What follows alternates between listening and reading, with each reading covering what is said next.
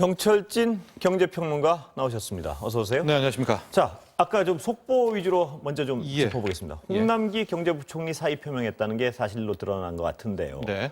사의가 뭡니까? 네, 사의가. 공식적으로 입장이 나왔습니다. 예. 약 15분 전이었습니다. 예. 홍남기 경제부총리가 이 사직서를 제출을 예. 했고요. 이 사의 표명의 이유는 이제 바로 본인은 혹은 이제 그동안에 이제 법령 개정 자체가 대주주 요건이 종목당 3억 원이었었고 네. 2달 전부터 이 종목당 3억 원으로 10억에서 3억으로 낮추는 것은 이제 유지하겠다고 계속해서 천명해 왔는데 아마 이제 오늘 뭐 뉴스도 보고 앞에서 다뤘지만은 대주주 요건이 기존의 10억 원으로 내년에도 유지될 가능성이 예. 좀 높지 않습니까? 아마 그 부분에 대해서 시장과 또 국민 여러분에게 혼란을 끼쳐드려서 죄송하다라고 하면서 이번에 본격적으로 사의를 밝혔고요.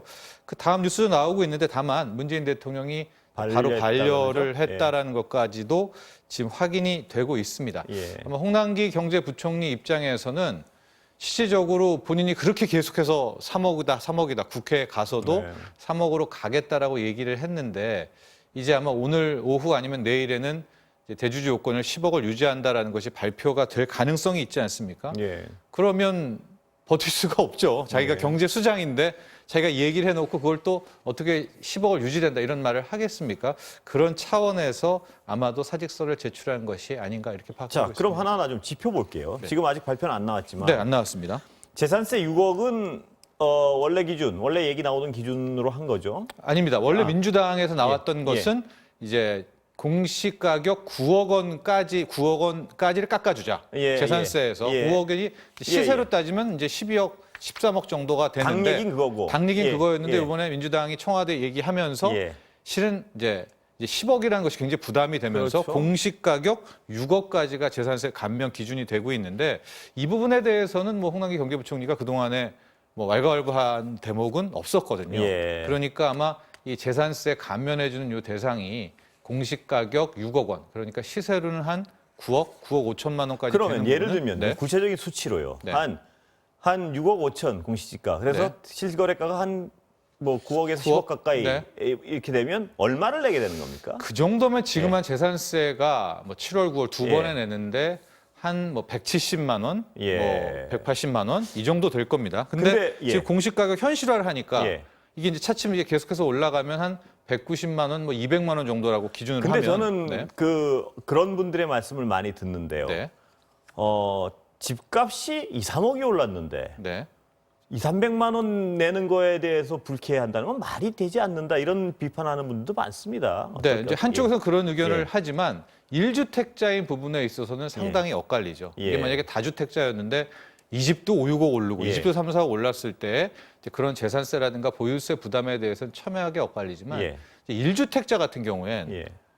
그냥 이제 뭐 한 10년, 15년을 살았단 말이죠. 그런 와중에서 이렇게 올라갔던 부분이 이제 일종의 증세로 좀 받아들여지는 것 같아요. 예. 그렇기 근데 때문에 이제 집이 없는 분들의 논리는 뭐냐면 내가 집 한 채 있어서 불로소득으로 3, 4억 벌었으면 네. 2천만 원, 3천만 원을 해도 전혀 아까울 것 같겠다고 집 없는 분들은 얘기를 해요. 그렇죠. 그러니까 예. 어떤 이런 부분도 쉽게 어떤 이게 많이 오른다 이렇게 정의할 일은 아닌 것 같습니다. 보면. 그러니까 재산세 지금 예. 감면 대상인 것이고요. 그렇죠. 그 예. 재산세 하지만 이제 그 사람마다 다른 그런 것이죠. 입장들이 다 그 다른 것 입장들이 다 같습니다. 예. 다르니까 예. 우리가 여기서 어떻게 저렇게 얘기할 수는 없지만 다시 한번 말씀드리지만은 당초에 민주당 안은 이제 공시 가격 선거 9억, 앞두고, 예, 예. 12억까지는 재산세 감면 대상에 넣자라고 했는데 이것은 이제 6억까지로, 그러니까 시세 기준 한 9억에서 9억 5천만 원까지로 이제 확정 안이 예. 발표될 것 같고요. 감면 폭은 약 한 200, 그러니까 현실화 기준으로 따지면 한 15만 원에서 20만 원 정도가 아마 재산세 감면이 될 것 같습니다. 예, 양도세 부분이 지금 홍남기 부총리의 어떤 사위의 직접적인 이유로 나왔는데 네, 본인이 밝혔습니다. 예. 네. 그거는 논란이 됐던 부분을 다시 좀 정리할까요? 네. 그러니까 대주주 요건이라는 게 있습니다. 예. 그러니까 우리나라는 이제 주식의 양도세가 실질적으로 뭐 일반 투자자에게는 없었고요. 예. 어떤 이제 대주주 요건에 해당하는 상법상 대주주에게만 있었는데 큰 틀에서 아마 우리도 주식 차익에 대해서 양도세를 매기자라는 이야기가 나왔었습니다. 예. 2017년 그때부터. 그런데 바로 뭐 번 사람들 모두에 대해서 얼마 매기면은 이게 굉장히 조세 저항이 크니까 그때 내놓은 아이디어가 종목당 25억이면 대주주다. 예. 그런 다음에 이걸 로드맵을 정해가지고 15억이면 대주주라고 해가지고 뭐 세율을 22% 이상 뭐 30% 예. 매긴다. 그게 이제 10억이 됐고요. 그때 나온 로드맵이 이제 내년부터는 3억으로 떨어지는 거예요. 근데 이 자체가 뭐가 문제냐면 예.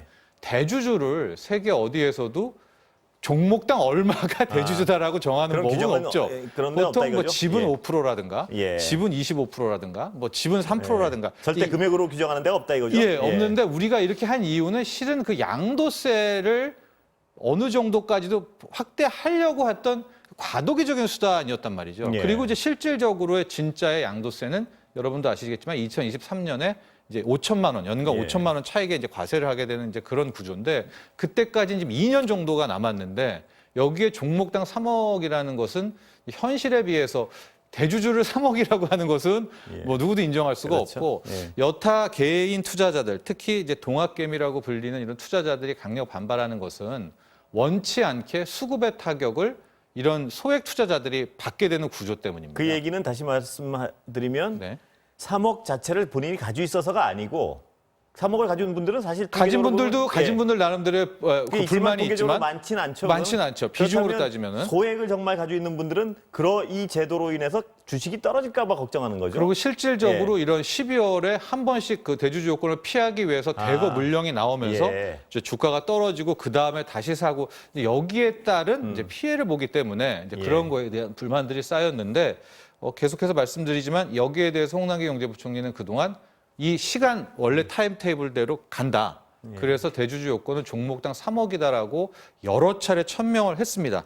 다만 어제 저녁 오늘 아침에 거의 확정된 부분은 기존의 발표는 아직 안된 대주주 거죠? 발표는 안 예. 됐습니다만 이제 10억을 유지한다라고 하고 근데 사표까지 냈다는 걸로 봐서는 대주주 요건 10억 유지는 확정이 된 것 같아요. 그러니까 이제 본인이 근데 사표를 아직 냈죠. 발표가 안 된 상태에서 경제수장이 저렇게 하면 또 뒤집힐 가능성 없나요? 혹시 뭐 그것도 지켜봐야 그렇게 되나요? 된다면은 정말 이거는 혼돈이 될 것 같고요. 예. 아마도 시장이 어제 오늘 국내 시장이 큰 폭으로 오른 데에는 이 대주주 요건 10억 유지라는 예. 부분도 아마 좀 어느 정도 뭐 반영이 되지 않았나 싶은데 일단 문재인 대통령이 홍남기 경제부총리의 사직서는 반려했습니다. 그러니까 예. 이제 오늘 오후 내일까지 지켜봐야 돼요. 한번 지켜봐야 되겠습니다. 자, 미국으로 가보겠습니다. 네. 오늘 뭐 오늘 내일 미국을 계속 봐야 되니까요.